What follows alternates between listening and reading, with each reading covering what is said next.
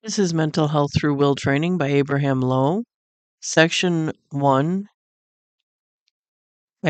Section 1, Part 8, External and Internal Environment.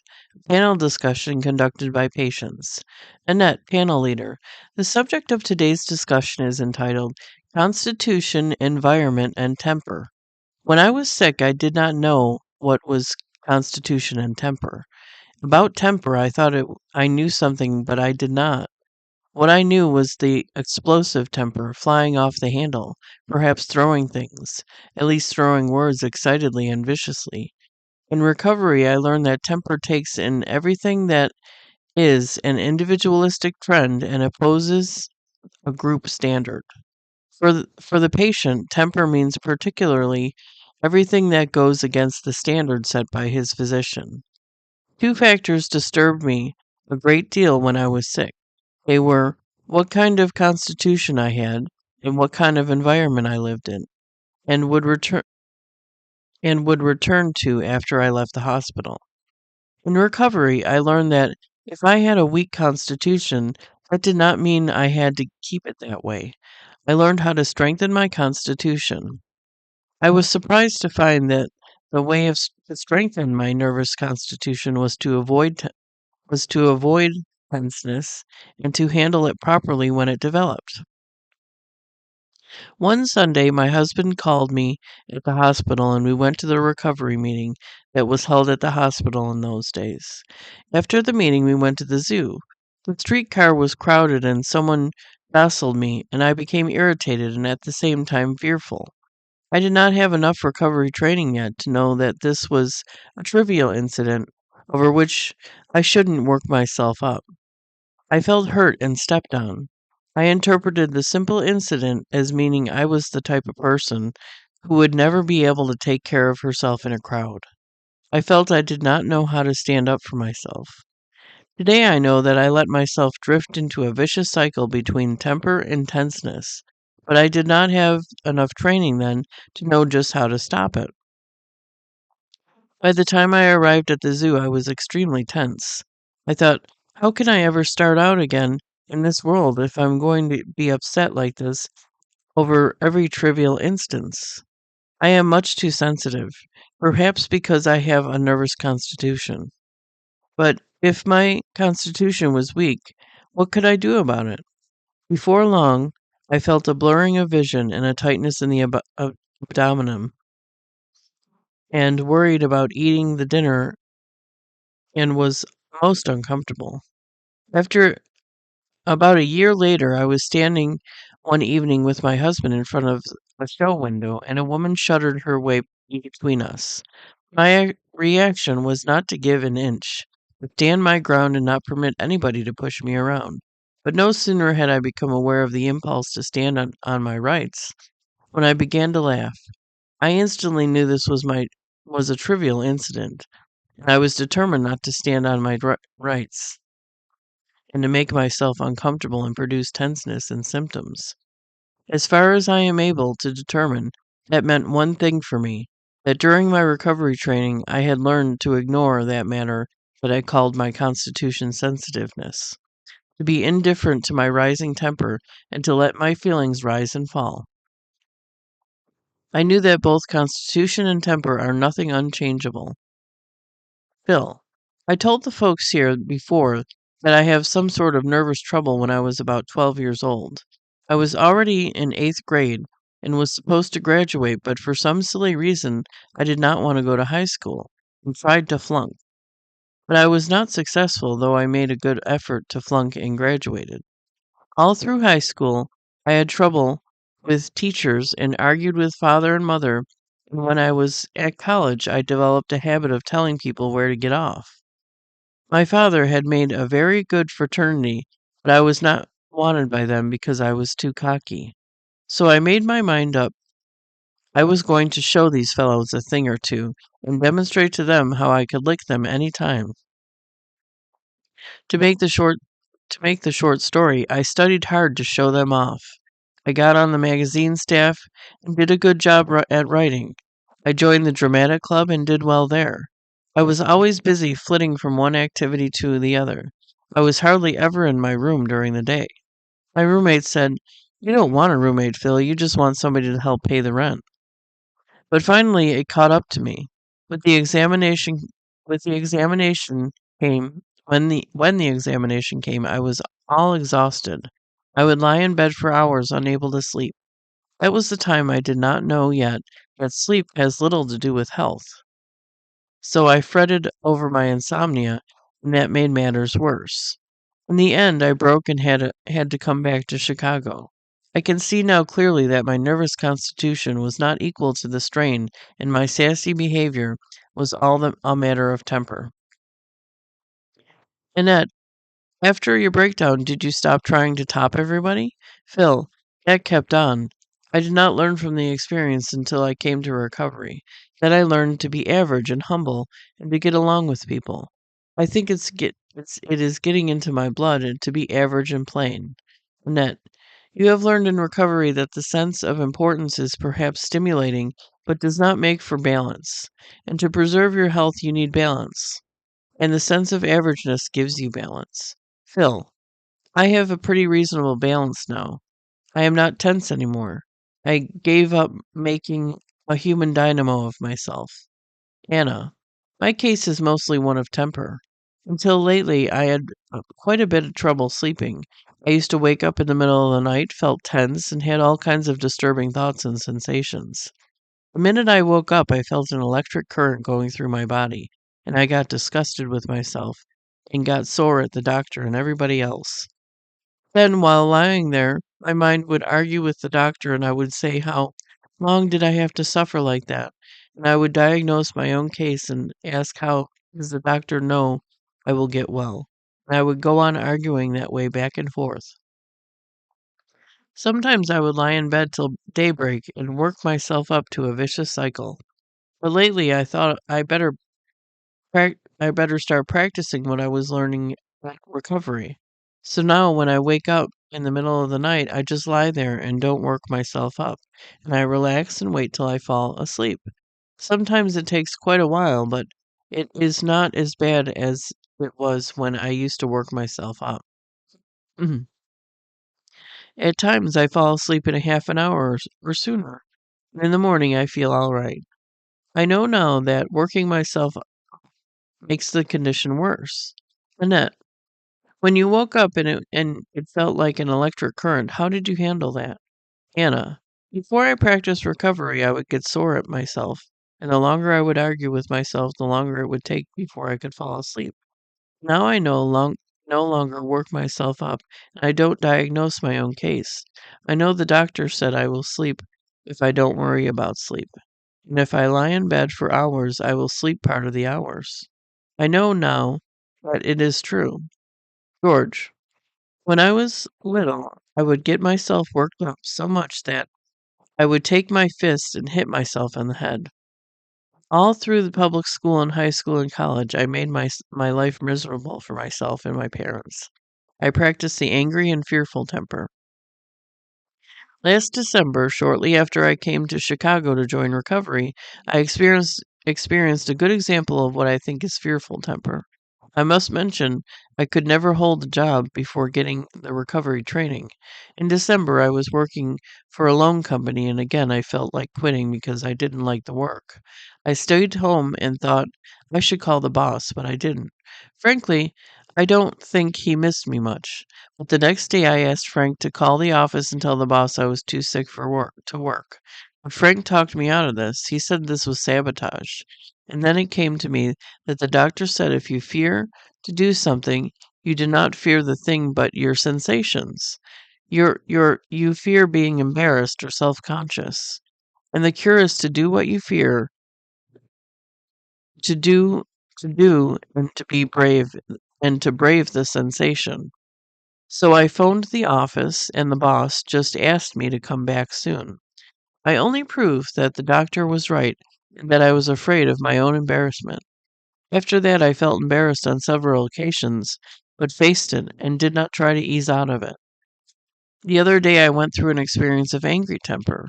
I was waiting for a train on the elevated platform, and I wanted to go to Evanston, and the train was just coming in.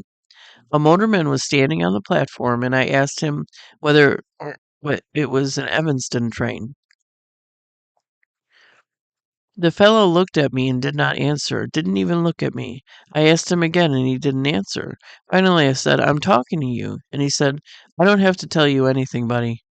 I got angry and said, "You are nothing but a doggone conductor." But was lots of noise, and I guess he didn't hear me. The good thing was my temper didn't carry over, and in about 2 minutes I was laughing at myself and I had no after effect. 2 or 3 years ago I would have been proud that I had the nerve to tell him off, but this time I felt a little ashamed. Annette, it seems a bit silly, but we do not prescribe perfect behavior. In recovery, we say we must learn a lot about temper, but we must not perform 100%. If you have a temper outburst, be sure you immediately recognize that the explosion is silly and childish. Then the possibility that you will be ready for another temper outburst at the slightest provocation is reduced greatly, and therefore you are not going around tense all the time, like I used to be, ready to be on the defense and to stand on your rights in senseless trifles. If you can laugh at yourself immediately after the outburst, then you are relaxed. Any other examples? If not, I will bring the panel to a close. Annette was jostled by this is the physician comments on the panel discussion. Annette was jostled by a streetcar rider and as a result felt irritated and tense for hours, and ultimately developed blurred vision, tightness of the abdomen, I'm not saying that, disturbance of appetite, and general discomfort. She recounted this example when dealing with the topics of constitution, environment, and temper. Undoubtedly, the jostling man was her environment. But what he jostled was Annette's muscles. It was nothing but a jostle, a jar, perhaps a jolt. How is it possible that a mild encroachment of this sort produced serious derangements of vision, ap- appetite, abdominal function, and general well being?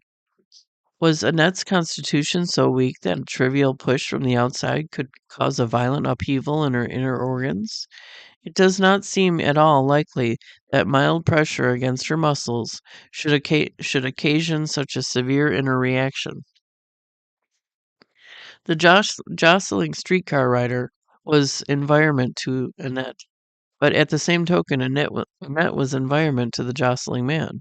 His muscles pushed her muscles, and it will be useful for you to know that men and women are environment to one another, and that the one acts on the other by means of muscles. Even if they speak or merely look the speak, look the speaking and looking are done by the muscles of the mouth and the eyes. But if environmental effects proceed from muscle to muscle, how is it they reach down to the inner organs and even the depths where thoughts and moods and impulses and sensations of the personality are embedded? For Annette, did not merely respond for Annette did not merely respond with organic distress, vision, digestion, and tenseness. She was also irritated, fearful, felt hurt and stepped on, doubted whether she could ever start out again in this world. Her muscles were merely jostled, but her inner organs were profoundly upset, and her personality was thrown out of equilibrium. How is it possible for a trivial environmental event to release such a widespread effect? You would have gone through the process of recovery training know you who have gone through the process of recovery training know that the careless streetcar rider did not merely jolt Annette's muscles, he also jolted her temper. And temper is the bridge over which environmental irritations can reach across the muscles to the inner organs and to the depths of the personality. Along this road, it penetrates to the domain which we call internal environment. Roughly speaking, everything that exists in our lives outside your muscles is external environment. Everything that is inside your muscles is internal environment.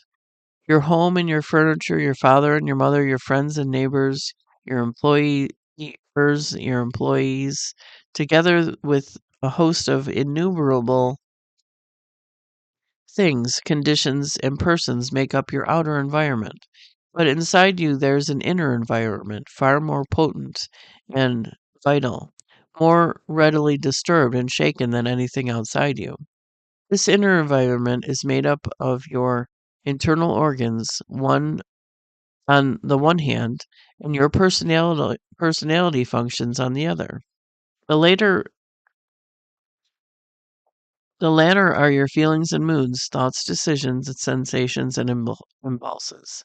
Let your outer environment be disturbed by war, bereavement, fire, or financial loss, and the chances are that you will bear a shock and emerge from it unscathed. But let your impulses be deranged, your sensations get out of control. Your feelings become the seat of fear, envy, and jealousy. Your thoughts, the prey of torturing obsessions, and resulting commotion is likely to unsettle your nervous constitution. Annette experienced another jostling episode a year later when a woman pushed her in front of a show window. She felt irritated again, but this time for a moment only. The next moment she laughed and the irritation passed. There was no effect on the inner organs, no jolting of her personality functions. You will instantly realize the difference.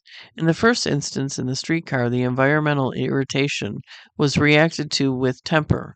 In the second instance, before the show window, the response was directed and mitigated by a sense of humor.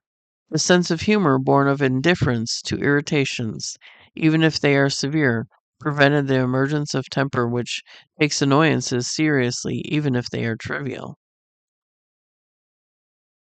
We may conclude that the trivial irritations of external environment comprise of of irritations in general can be approached either with temper or with a sense of humor. If the approach is temperamental, the inner organs and the personality functions of the internal environment will be thrown into commotion. If the approach is humorous, the internal environment will be spared of the anguish of frustration and the agony of disordered functions. The jostling or jolting will be felt by the muscles only. It will be prevented from spreading through the muscles to the inner confines of the personality, there to work havoc with emotions and sensibilities. But in order to prevent this spread, you must learn how to control your temper and to develop a sense of humor. In recovery, you have learned that temper is your worst enemy, humor your best friend. The experiences of Phil, Anna, and George fit into the same pattern. Before they underwent recovery training, their approach to environment was temperamental. It caused them no end to distress, unsettled their inner functions, and unbalanced their personalities. Phil was or felt rejected by the men and women in his external environment. He took the rejection seriously and decided to demonstrate to his adversaries that he could lick them any time. He became cocky and was going to show these fellows a thing or two. This was temper. Instead of humorously ignoring external environment, he fretted over the rebuff and girded for a fight. The result was a disorder of inner functions and a derangement of personality. His temper landed him in the hospital. Today he has acquired a sense of humor and the rebuffs suffered at the hands of external environment hardly caused a ripple in his inner life. Anna had difficulty of sleeping and was troubled with all kinds of disturbing thoughts and sensations. The electric current running through her body was a severe disturbance indeed. She became disgusted with herself and sore at the doctor and everybody else. The temperamental approach to environmental irritations reached reached here a climax. It engulfed the entire sweep of environmental existence. She was disgusted with and sore at her own person, her own personality, and everybody outside her. How was it possible for Anna to reduce this torrential force of temper and to level the calm detachment? In the face of electric currents shooting through her body, in the presence of the threatening thoughts of violent sensations, how did she manage to drop her temperamental fears and angers and replace them with a sense of humor? For the present, I merely wish to state that she did, and that it can be done. As Anna says, I know now this is true. The account which George gave of his temperamental exploits brings back to mind the day about 6 months ago when I received a letter from him inquiring whether training in recovery was likely to cure his condition, since this involved moving from the West Coast to Chicago. I hesitated to encourage the move in view of his history of temperamental maladjustment since childhood. But here he is, and his temper is under control, although at times it still slips from under control, as in his altercation with the doggone conductor. Well, it is an instance of uncontrolled temper of such a remark is made. But it is an inspiring exhibit of good sense of humor if the author of such unrestrained behavior can subsequently report the incident and laugh about it. Moreover, George experienced merely the immediate effect of his outburst, but mastered the after effect when he laughed soon after the explosion. He laughed at himself and refused to take seriously the importance of his own dear self. With this, he practiced the recovery system of self discipline, which insists the temper is the outcome of an inner arrogance which sets itself up as judge as to who is right and who is wrong. This arrogance is due to a sense of one's own importance and cannot be overcome unless the sense of humor is cultivated to the point where humility, plainness, and averageness can take place of arrogance, exceptionality, and self importance. Annette, Phil, Anna, and George demonstrated that internal environment can be protected successfully against the dangers of emotional agitation if the patient learns to control his temper. This is an important enough accomplishment, but the abiding value of the demonstration of this kind is that it emphasizes a principle that has general application. We live in an age of technique and boast that we have conquered time and space and matter and nature. Perhaps it is true that we have accomplished all this, but of what good are conquests if they play solely on the field of external environment, leaving internal environment prostrate and helpless to be ravaged by the onslaughts of unbridled tempers? Of what good is the automobile if all it has brought you is the possibility of experiencing your palpitations at a speed of 50 miles an hour? Are you interested in external speed or inner peace? You hear it stated these days on every street corner and in every newspaper column that moral progress has not kept pace with technological advance. Well, it is truer to say that the emphasis on technological progress made us forget the importance of progressing in the domain of morality.